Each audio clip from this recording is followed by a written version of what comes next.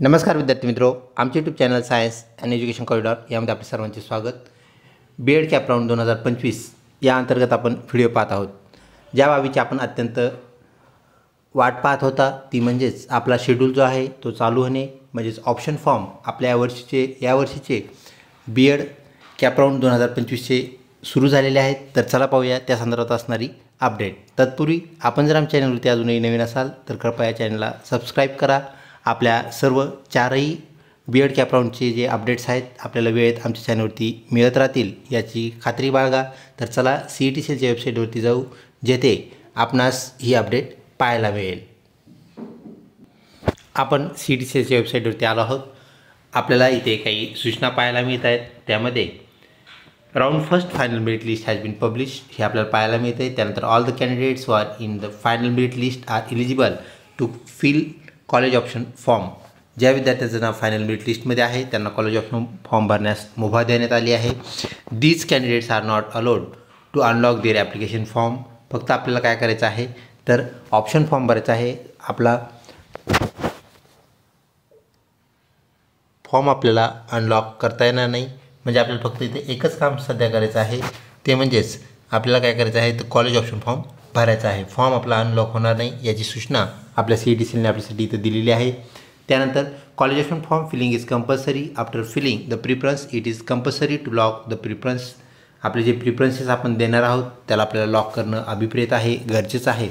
त्यानंतर please view the print option form PDF and recheck all the field college options. आपण जे college option भरणार आहोत ते आपण क्लिअरली काय करायचं आहे चेक करून घ्यायचे आहेत। आणि चेक केल्यानंतर आपल्याला कन्फर्म केल्यानंतर प्रिंटचं ऑप्शन मिळेल, त्याच वेळेस आपला फॉर्म कन्फर्म करणे म्हणजेच लॉक करणे ही बाब आपण लक्षात घ्यावी।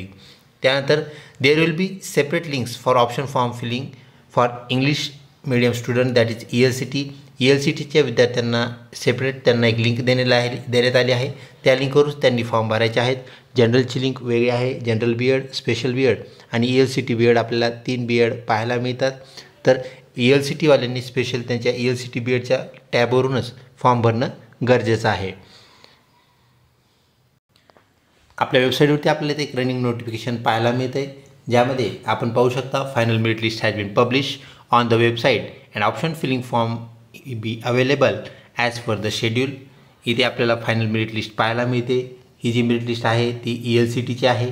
त्यानंतर 2 नंबरची जी लिस्टची आपल्याला इथं टॅब पाहायला मिळते ती आहे फायनल मेरिट लिस्ट ELCT। त्यानंतर पुढची जी लिस्ट आहे ELCT नॉट ॲडमायर कॅन्डिडेट्स।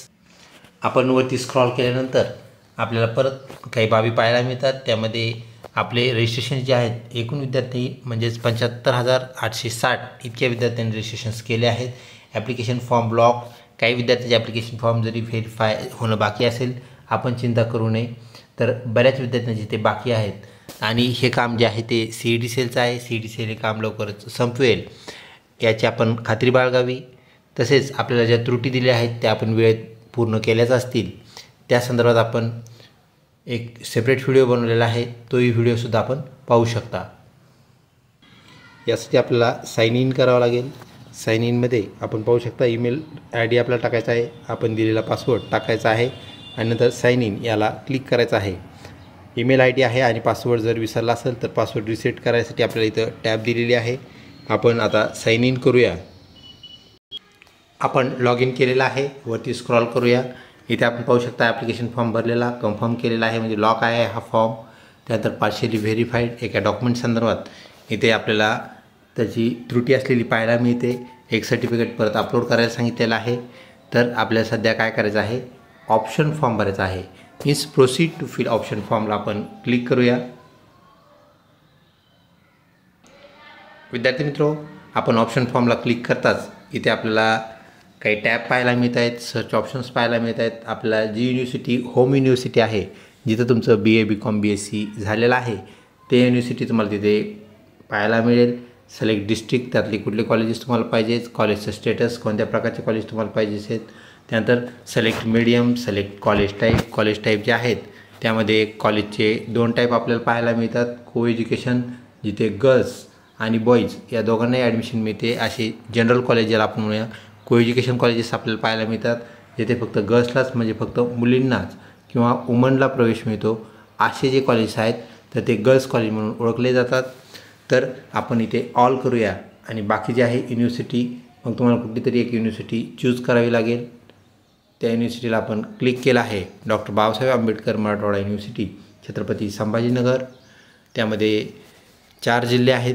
या अंतर्गत असणारे जे महाविद्यालय आहेत त्यांची लिस्ट आपल्याला पाहण्यासाठी आपल्याला सिलेक्ट करावं लागेल. सिलेक्ट केल्यानंतर सिलेक्ट स्टेटस, तर छत्रपती संभाजीनगर येथे स्थित असलेली युनिव्हर्सिटी 2च फक्त यामध्ये गव्हर्मेंट कॉलेजेस आहेत. तर आपल्याला इथं गव्हर्मेंट कॉलेज ऐवजी ह्या फॉर्मसाठी आपल्याला युनिव्हर्सिटी मॅनेज, त्यानंतर अनएडेड कॉलेजेस याला आपण क्लिक करूया.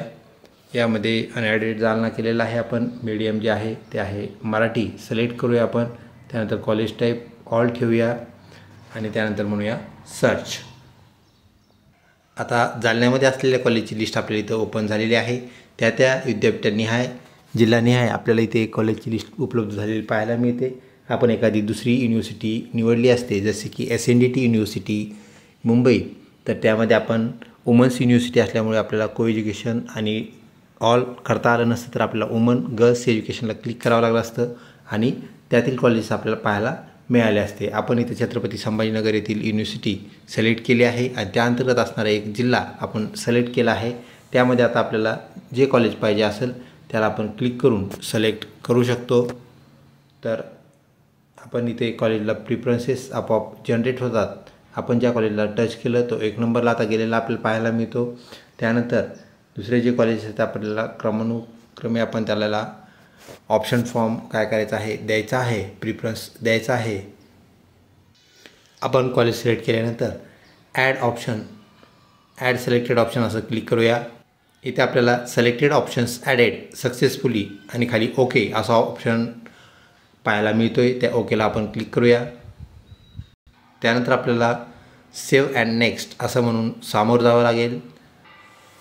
कॉलेजचे ऑप्शन्स जनरेट होत आहेत. पहिला ऑप्शन आपण इथं दिलेला आहे. त्यानंतर रोहनवाडी कॉलेज, त्यानंतर CP कॉलेज जालना, त्यानंतर ओम शांती कॉलेज अंबड आणि Vasantrao Naik college of education Jalna असे प्रिफरन्सेस आपण सेट केलेले आहेत. सेव्ह अँड नेक्स्ट याला क्लिक करूया.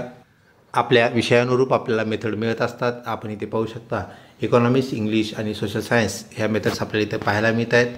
त्यानंतर मत्स्योदरी शिक्षण संस्था, धरित्री जनसेवा, CP college, Om Shanti, Vasantrao Naik college याला आपण सिलेक्ट केलेला आहे. त्यानंतर आपण म्हणायचं आहे हा जो चेकबॉक्स आहे त्याला आपल्याला क्लिक करावा लागेल. त्यानंतर ऑप्शन फॉर्म जो आहे तो आपल्याला कन्फर्म करायचा आहे. यासाठी आपल्याला क्लिक करावं लागेल. याला क्लिक केल्यानंतर आपल्याला इथं असं सांगण्यात येतं, you will not be able to modify or change or alter your college or preferences once you confirm it. Are you sure you want to confirm your option form. त्याला म्हणायचं यस. ऑप्शन फॉर्म भरल्यानंतरच yes म्हणायचं. Clear झाल्यानंतर आपण लगेच print option click केला आहे. Click करताच आपल्याला फॉर्म प्रिंट या फॉर्मॅटमध्ये आलेला पाहायला मिळतो आहे. आपण त्याला क्लिक करूया आणि प्रिंट त्याची घेऊया. आपल्याला प्रिफर्ड मेथड, आपले मेथड्स कोणत्या मिळणार आहेत ते आपल्याला इथं दिसत आहे. तसेच आपण दिलेले ऑप्शन्स आता दिसत आहेत आणि त्यानंतर आपल्याला इथे सिग्नेचरसाठी एक जागा दिलेली पाहायला मिळते. ह्याची प्रिंट काढल्यानंतर आपल्याला त्यावरती सिग्नेचर करायचं आहे आणि ज्यावेळेस आपला प्रवेश असेल त्यावेळेस आपल्याला ऑप्शन फॉर्मसुद्धा न्यावा लागेल. ही आपण लक्षात ठेवा आणि त्याप्रमाणे कार्यवाही करा. व्हिडिओ आवडला असेल नक्कीच लाईक करा, मित्रपरिवारामध्ये शेअर करण्यास विसरू नका. तसेच कमेंट बॉक्समध्ये आपल्याला कुठली अडचण असेल तर आपण कमेंटमध्ये आम्हाला सांगू शकता. त्याचे नक्कीच निरसन केलं जाईल. लवकरच भेटूया पुढच्या व्हिडिओमध्ये. तोपर्यंत धन्यवाद.